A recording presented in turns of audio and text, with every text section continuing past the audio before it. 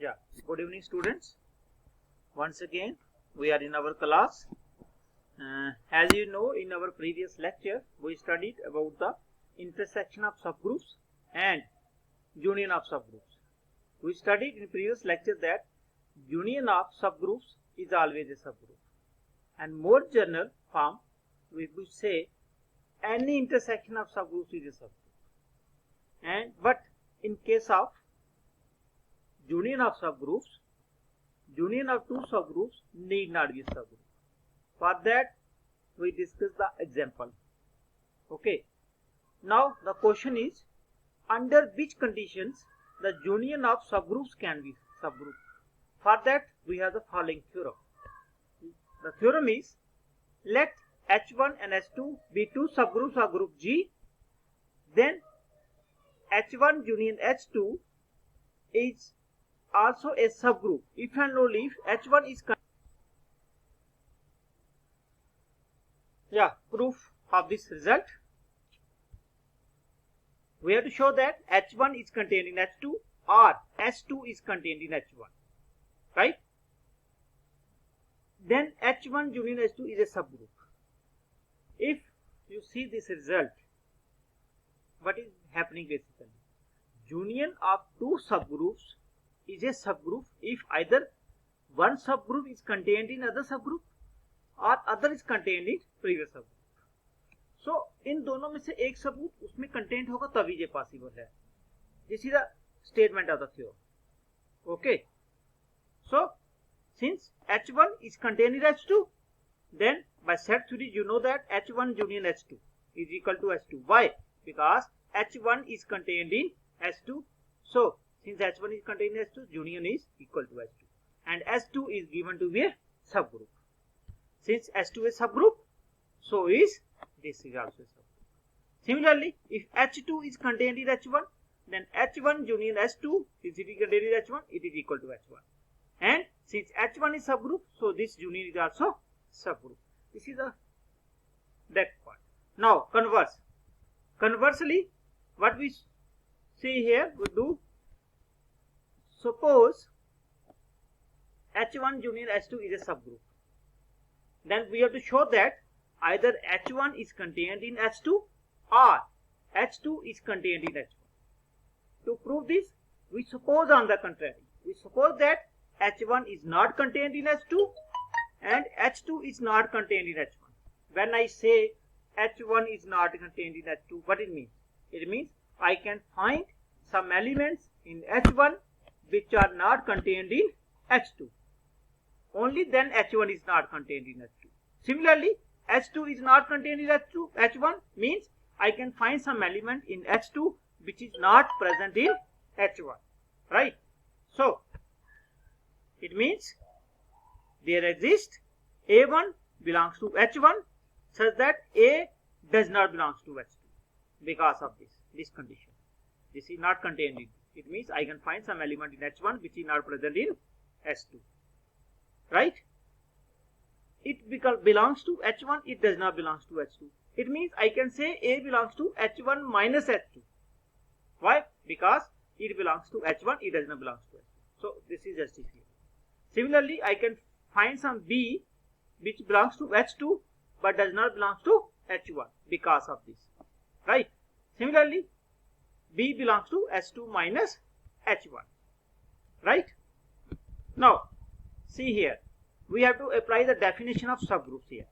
Now, since A belongs to H1 minus H2, where A belongs to H1 and A does not belong to H2, and B belongs to H2 minus H1, where B belongs to H2, B does not belong to H2. But if you see that A belongs to H1 and B belongs to H2, it means A, B belongs to H1 union H2. Why? Because A is element of H1 and B is element of H2. So I can say that both A and B belongs to H1 union H2. Why? Because in union we combine the two sets. So it belongs to both. Right? Also, we are given that H1 union H2 is a subgroup. Right?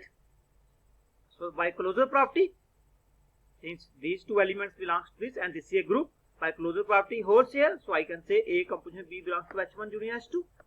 Right? So it means A composition B belongs to H1 union H2. When I say something belongs to union, it means either it belongs to either H1 or H2. So this implies A composition B belongs to H1 or it belongs to H2. So if AB belongs to H1, right? Suppose I consider both the cases. First case, suppose AB belongs to H1. Then since A belongs to H1 also, so AB belongs to H1, A belongs to H1, both belongs to H1. So if A belongs to H1, since H1 is a subgroup, so A inverse also belongs to H1. Now you see here, I can write B as A inverse into A composition B. You see here, A inverse and A cancel out, it becomes identity composition B which is equal to B. So I find that B belongs to H1, which is a contradiction. Why? Because I have taken that A belongs to H1, right? And here I have taken that B does not belong to H1 in here. So which is not true. Okay. So this is not the case. Again, if AB belongs to H2, right? Also B belongs to H2 from here. So I combine again here A composition B inverse. So I find that A belongs to H2, which is again not true. Why? Because here we have considered that A does not belong to H2. So again we have considered,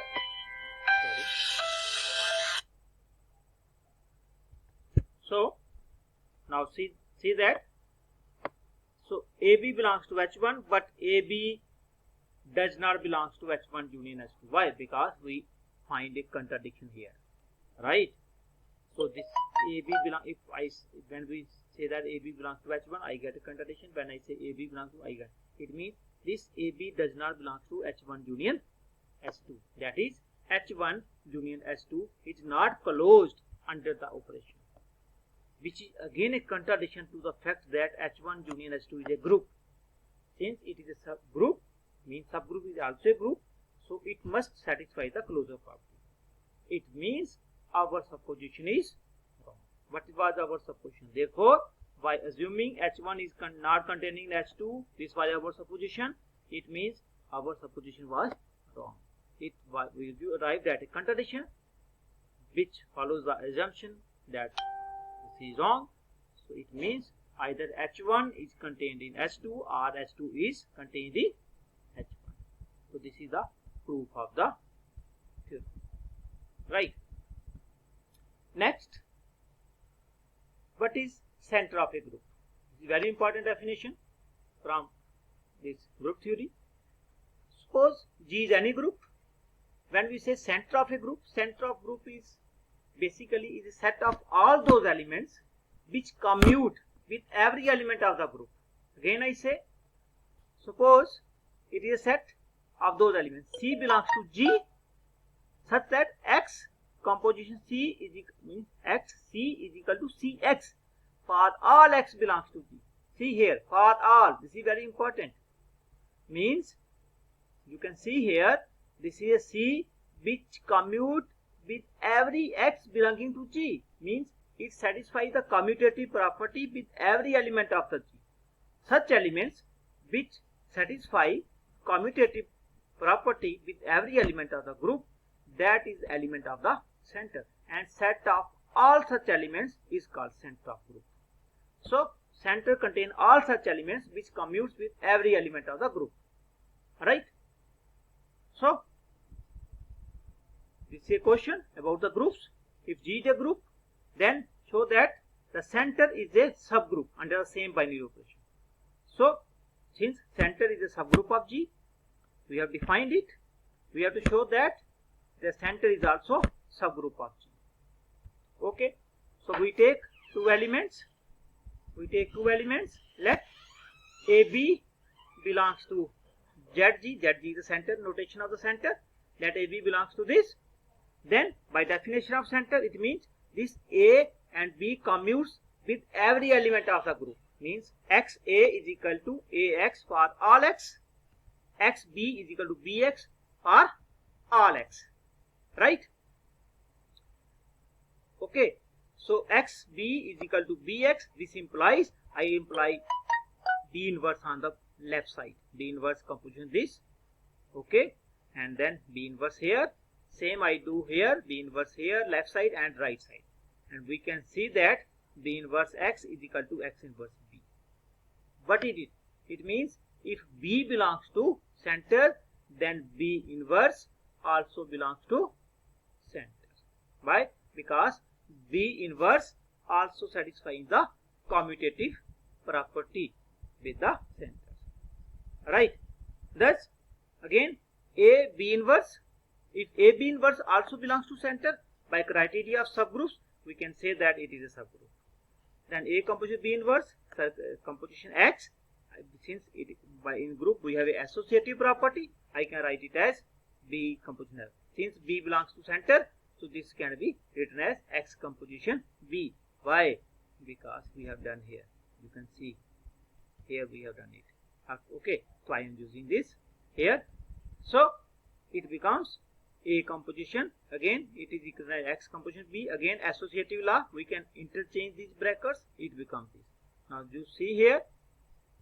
Okay, then X composition A, because A also belongs to center, so it becomes this. So this A B inverse composition X is equal to X composition A B inverse. It means A B inverse also belongs to center, and this was the criteria for subgroup. So we have proved that center is also a group.